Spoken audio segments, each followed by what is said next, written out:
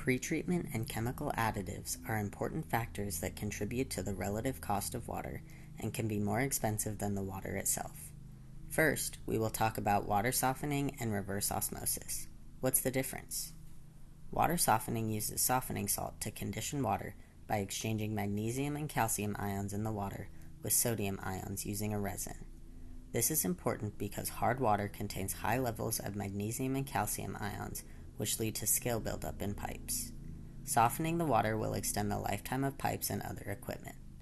For facilities that use this method, the electricity of the water softening system, as well as the softening salt put into the system, should be added to the overall cost for water use. Reverse osmosis is another technique to remove contaminants.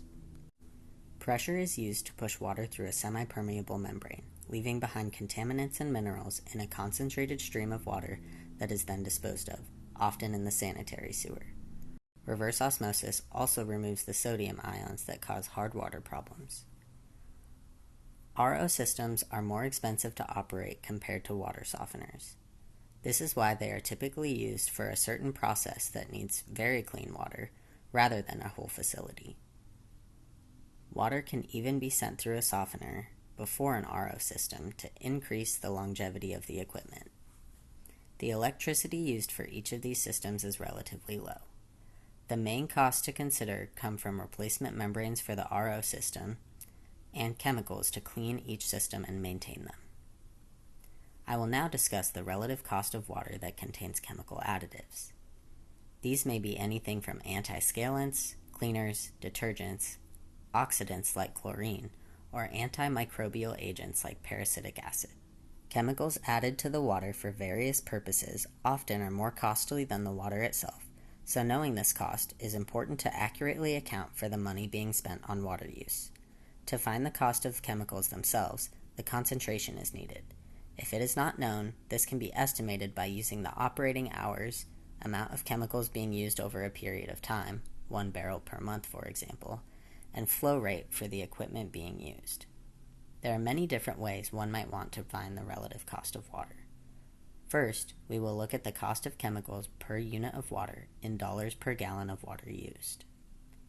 The chemical cost per gallon of water in dollars per gallon is equal to the chemical concentration in ounces per gallon times the unit cost of chemicals in dollars per ounce. This can be added to the water usage charge from the utility provider to find the total relative cost per gallon. Another calculation that may be helpful is finding the relative cost of water over a period of time. The hourly cost in dollars per hour equals the chemical concentration in ounces per gallon times the flow rate in gallons per hour times the unit cost of chemicals in dollars per ounce. This is then added to the metered water use in gallons times the cost of water use in dollars per gallon. As an example, the hourly cost of water could be 10 ounces per gallon times 100 gallons per hour times 25 cents per ounce. This chemical cost is added to 100 gallons per hour times $0.029 per gallon. For this example, the total hourly cost would be $252.90 per hour. This equation can be easily manipulated to produce a cost per day, week, month, or year by using the hours of operation. The hourly cost in dollars per hour times the hours of operation in hours per day equals the daily cost in dollars per day. This can be multiplied by the number of days in the unit sought after, 7 for a week, 30 for a month, 365 for a year, etc. For longer periods of time, days the facility is not in operation, like weekends and holidays, should be factored in to get an accurate cost. Some facilities might want to perform calculations in units of parts per million, or ppm. To find the volume of a chemical in gallons, take the chemical concentration in parts per million times the volume of the solution in gallons. This is then divided by the percent strength of the chemical times 10,000 parts per million per percent. Some facilities will have more specific processes outside of cleaning that will require chemical additives. If it is hard to recall what chemicals are used at your facility, It may be helpful to look at purchasing summaries to identify chemicals or other additives used in production that may be easily overlooked. Another option is going through each process individually and listing all of the inputs for it.